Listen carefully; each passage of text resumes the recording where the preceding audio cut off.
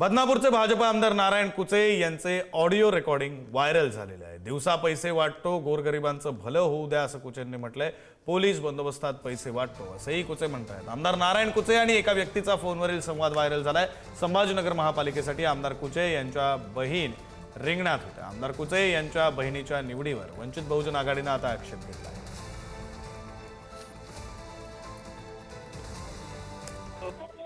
हाँ बोल कुचे साहेब, हॅलो बोल बोल हॅलो, बोल ना। अब थोडासा हे पडू द्या ना, अंधार पडू द्या ना। सगळे लोक अंधारात कुठं पैसे वाटत असते, गोर गरीब लोकांना नोटा चांगले दिसल्या पाहिजे। अहो कुचे साहेब, एक मिनिट ऐकून घ्या। सगळीकडे चर्चा चालू आहे, म्हणून म्हणलो मी तुम्हाला की थोडासा अंधार पडू द्या। अंधारात नको खेळणे जमत, अंधारात जरा उजळत होऊन जाऊन दे। अरे उजेडात नका करू तुम्ही आडीतून आडीला पलीकडून चालू आहे। नाही आडीलं नाही तुम्हाला कोण। हॅलो, हे तुमचा गैरसमज आहे। तुम्हाला आडीलं नाही कोण। डोर टू डोर आम्हाला आहे ना, तुम्ही 2 दिवस काही म्हणायचं नाही तुम्हाला। तुम्ही काय शाद्या आमच्या बॉडी टाकला शाद्याला, तुम्हाला माहित झालं बॉडी टाकलं शाद्याला म्हणून जाऊन द्या। कोण?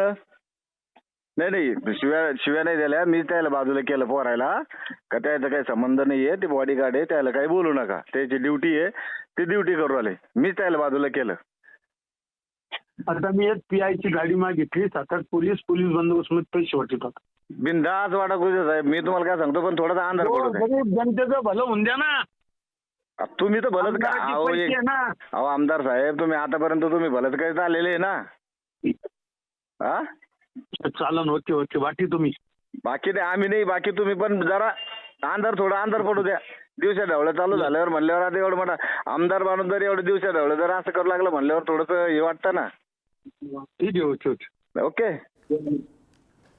दरम्यान या क्लिप बाबत आमदार नारायण कुचेंनी काय स्पष्टीकरण दिले आपण पाहूयात।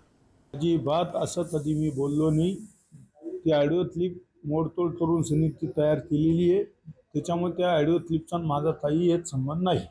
मित्रपक्ष असेल, सगळे पक्ष म्हणून त्यांना वाटते विजय तसं झाला, हा त्यांची ज्वळ लागला। भारतीय जनता पार्टीच्या उमेदवाराला विकासावर विचारावर लोकांनी निवडून दिलंय, त्याच्यामुळे यांचं जिव्हाळी लागलेला प्रश्न आहे। त्याच्यामुळे वंचितचा इथं काहीही नव्हतं, संबंध नव्हता। त्याच्यामुळे त्यांनी आरोप प्रत्यारोप केले। पहिल्या दिवसापासून आरोप प्रत्यारोप करू लागले।